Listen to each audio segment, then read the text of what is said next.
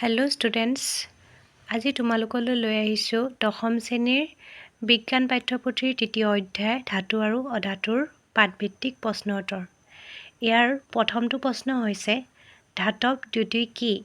ইয়াৰ answer হৈছে বিশুদ্ধ ধাতুৰ পৃষ্ঠ চিকমিকিয়া বা উজ্জ্বল। ইয়াকে ধাতুটোৰ ধাতৱ দ্যুতি বোলে।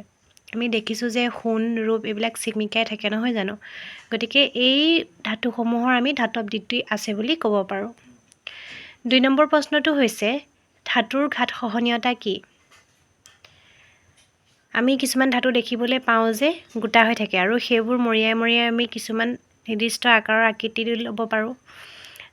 এতিয়া আমাৰ এনচাৰটো হৈছে কিছুমান ধাতু হাতুৰিয়ে মৰিয়াই পাতল পাত এচটা বনাব পাৰি।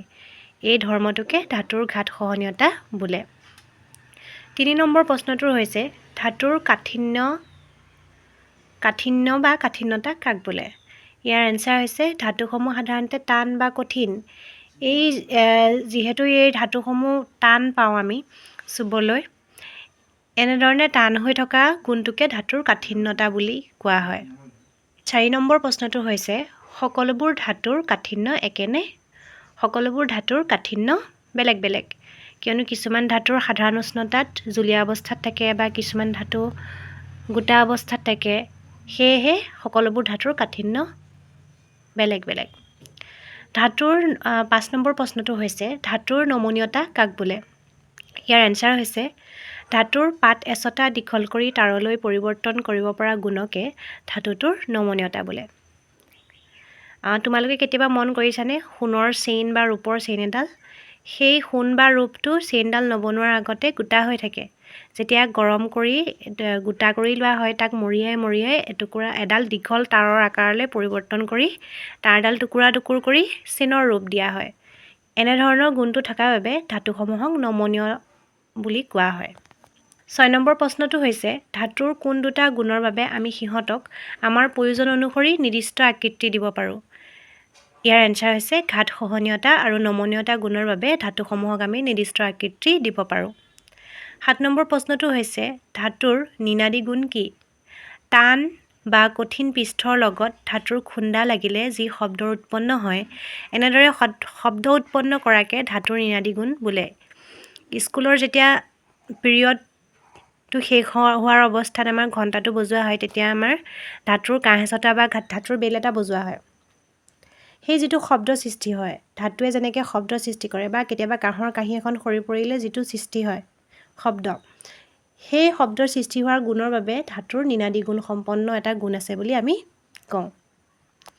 8 নম্বৰ প্ৰশ্নটো হৈছে দুটা ঘাত সহনশীল ধাতুৰ উদাহৰণ দিয়া। ইয়াৰ এনচাৰ হৈছে সোণ আৰু ৰূপ, কাৰণ এই দুইটা ধাতুকে আমি মৰিয়াই মৰিয়াই বিভিন্ন চেপেটা কৰিব পাৰোঁ। ইয়াৰ 9 নম্বৰ প্ৰশ্নটো হৈছে আটাইতকৈ নমনীয় ধাতু কি? আটাইতকৈ নমনীয় ধাতু হৈছে সোণ। তোমালোকে পঢ়িলে এই অধ্যায়টো পঢ়িলে পাবা যে 1 গ্ৰাম সোণক যদি আমি মৰিয়াই মৰিয়াই দীঘল তাৰলৈ ৰূপান্তৰ কৰিব পাৰোঁ, তেতিয়া এই 2 কিলোমিটাৰ দৈৰ্ঘ্যৰ এডাল তাঁৰ পাম। 10 নম্বৰ প্ৰশ্নটো হৈছে তাপৰ সুপৰিবাহী দুটা ধাতুৰ নাম লিখা। ইয়াৰ এনচাৰ হৈছে তাম আৰু ৰূপ। 11 নম্বৰ প্ৰশ্নটোৰ উত্তৰ হৈছে তাপৰ সুপৰিবাহী ধাতুবোৰৰ গলনাংক কম নে বেছি? তাপৰ সুপৰিবাহী ধাতুবোৰৰ গলনাংক বেছি হ'ব লাগিব, কিয়নো অলপ তাপ দিলেই যদি ধাতুবোৰ গলিবলৈ আৰম্ভ কৰে, তেনেহ'লে তাৰ মাজেদি আমি তাপ বা বিদ্যুৎ পৰিবাহী কৰিব নোৱাৰিম। গতিকে যিবিলাক ধাতুৰ মাজেদি বিদ্যুৎ বা তাপ পৰিবাহী হৈ যায়, সেইবিলাক ধাতুৰ গলনাংক অতি বেছি হ'ব লাগিব, তেতিয়াহে আমি সেইবিলাকক সুপৰিবাহী ধাতু বুলি ক'ব পাৰিম। 12 নম্বৰ প্ৰশ্নটো হৈছে তাপৰ কম পৰিবাহী দুবিধ ধাতুৰ নাম লিখা। ইয়াৰ এনচাৰ হৈছে সীহ আৰু পাৰা। ইহঁতৰ এই ধাতু দুবিধৰ মাজেদি তাপ বা বিদ্যুৎ পাৰ হৈ যাব পাৰে যদিও ইয়াৰ একেবাৰে সুপৰিবাহী নহয় ইহঁত। 13 নম্বৰ প্ৰশ্নটো হৈছে সাধাৰণ উষ্ণতাত জুলীয়া ধাতুবিধ কি? সাধাৰণ অৱস্থাত জুলীয়া ধাতুবিধ হৈছে পাৰা। তোমালোকে মন কৰিছানে থাৰ্মোমিটাৰ, হস্পিটেলত ব্যৱহাৰ কৰা জ্বৰ জুখিবলৈ ব্যৱহাৰ কৰা যিটো থাৰ্মোমিটাৰ, তাত এডাল স্কেল থাকে আৰু সেই স্কেলডালৰ মান জুখিবলৈ তাত এটি ধাতু ব্যৱহাৰ কৰা, সেই ধাতুটো হৈছে পাৰা। পাৰা যেতিয়া তাপ পায় তেতিয়া সিহঁতি ওপৰলৈ উঠি গৈ যায়, তেতিয়া গম পাম আমি যে কিমান ডিগ্ৰী চেণ্টিগ্ৰেডৰ জ্বৰ উঠিছে। এনেদৰে জোখা হয়। 14 নম্বৰ প্ৰশ্নটো হৈছে বিদ্যুৎ পৰিবাহী তাঁৰবিলাকৰ ওপৰত দিয়া প্ৰলেপবিধৰ নাম কি? ঘৰত ব্যৱহাৰ কৰা ৱাৰবিলাকৰ ওপৰত কিছুমান ক'লা বৰণৰ প্ৰলেপ এটা দিয়া থাকে। সেই প্ৰলেপটোক কোৱা হয় PVC বা কেতিয়াবা আমি PVC ৱায়াৰ বুলিও কওঁ। সেই PVC ৱায়াৰটোৰ ফুল ফৰ্ম হৈছে পলিভিনাইল ক্লৰাইড। 15 নম্বৰ প্ৰশ্নটো হৈছে ধাতুৰ ভৌতিক গুণসমূহ কি কি? ইয়াৰ এনচাৰ হৈছে ধাতুবোৰ দ্যুতি সম্পন্ন অৰ্থাৎ চিকমিকাই থাকে, কাঠিন্যতা, টান, ঘাত সহনীয়তা, মৰিয়াই পাতল এচটা পাতলৈ পৰিৱৰ্তন কৰিব পাৰি, নমনীয়তা, ইহঁতক মৰিয়াই দীঘল তাঁৰলৈ ৰূপান্তৰ কৰিব পাৰি, বিদ্যুৎ বা তাপৰ সুপৰিবাহী, ইয়াৰ মাজেদি বিদ্যুৎ পাৰ হৈ যায়, আৰু নিনাদী গুণ সম্পন্ন, ইহঁতৰ খুন্দিয়ালে বা টুকুৰিয়ালে শব্দ উৎপন্ন হয়। 16 নম্বৰ প্ৰশ্নটো হৈছে কেইটামান অধাতুৰ উদাহৰণ দিয়া। ইয়াৰ এনচাৰ হৈছে carbon, sulphur, iodine, oxygen, hydrogen, ব্ৰমিন ইত্যাদি। 17 নম্বৰ প্ৰশ্নটো হৈছে আটাইতকৈ কম গলনাংক ধাতু দুবিধ কি? অলপ তাপ পালে গলি যোৱা দুবিধ ধাতু হৈছে গেলিয়াম আৰু চিজিয়াম। 18 নম্বৰ প্ৰশ্নটো হৈছে ধাতৱ দ্যুতি সম্পন্ন অধাতুবিধ কি? ইয়াৰ এনচাৰ হৈছে আয়ডিন। আয়ডিন ধাতু নহয়, এবিধ অধাতু, কিন্তু ইয়াৰ এটা চিকমিকনি আছে, সেইকাৰণে ইয়াক ধাতৱ দ্যুতি সম্পন্ন অধাতু বুলি কোৱা হয়। 19 নম্বৰ প্ৰশ্নটো হৈছে সাধাৰণ উষ্ণতাত জুলীয়া অৱস্থাত থকা ধাতুবিধ কি? ব্ৰমিন। 20 নম্বৰ প্ৰশ্নটো হৈছে বহু ৰূপ বা এল'ট্ৰপ বুলিলে কি বুজা? ইয়াৰ এনচাৰ হৈছে বেলেগ বেলেগ অৱস্থাত থকা কাৰ্বনক ইয়াৰ বহুৰূপ বা এল'ট্ৰপ বোলে, যেনে হীৰা, গ্ৰেফাইট আদি। 21 নম্বৰ প্ৰশ্নটো হৈছে প্ৰকৃতিৰ আটাইতকৈ টান পদাৰ্থবিধ কি আৰু ইয়াৰ গলনাংক আৰু উতলাংক কম নে বেছি? আমি সকলোৱে জানো যে প্ৰকৃতিৰ আটাইতকৈ টান পদাৰ্থবিধ হৈছে হীৰা, আৰু এই হীৰা প্ৰস্তুত হয় কাৰ্বনৰ পৰা, আৰু ই হৈছে এটা কাৰ্বনৰ বহুৰূপ বা এল'ট্ৰপ। ইয়াৰ গলনাংক আৰু উতলাংক অতি বেছি। 22 নম্বৰ কুৱেশ্যনটো হৈছে বিদ্যুৎ পৰিবাহী অধাতুবিধৰ নাম কি? আমি জানো যে ধাতুৰ মাজেদি বিদ্যুৎ পৰিবহণ হয়, কিন্তু কেতিয়াবা তোমালোকে শুনিছানে অধাতুৰ মাজেদিও বিদ্যুৎ পৰিবাহী হয়? হয়। কাৰ্বনৰ এটা বহুৰূপ হৈছে গ্ৰেফাইট, য'তটো আমাৰ কাঠ পেঞ্চিলৰ মাজৰ যিটো ক'লা অংশ আমি লিখিবলৈ ব্যৱহাৰ কৰোঁ বা আঁকিবলৈ ব্যৱহাৰ কৰোঁ, সেই অংশটোৰ মাজেদি বিদ্যুৎ পৰিবাহী হয়। 23 নম্বৰ কুৱেশ্যনটো হৈছে ক্ষাৰ ধাতু কাক বোলে? ইয়াৰ এনচাৰ হৈছে যিবোৰ ধাতুৰ গলনাংক আৰু ঘনত্ব কম, সেই ধাতুবোৰ ইমানেই কোমল হয় যে ইহঁতক কটাৰীও কাটিব পাৰে। এনে ধাতুসমূহক আমি কি বুলি কওঁ? ক্ষাৰ ধাতু বুলি কওঁ। আৰু ইয়াৰ উদাহৰণ হৈছে ছ'ডিয়াম, লিথিয়াম আৰু পটাছিয়াম। 24 নং কুৱেশ্যনটো হৈছে কটাৰীৰে কাটিব পৰা ধাতু কেইবিধৰ নাম লিখা।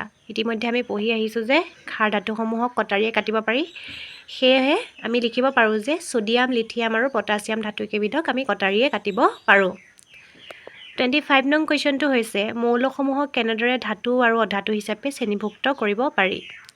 মৌলসমূহৰ ৰাসায়নিক ধৰ্মৰ ওপৰত ভিত্তি কৰি এই মৌলসমূহক আমি ধাতু আৰু অধাতু হিচাপে শ্ৰেণীভুক্ত কৰিব পাৰোঁ।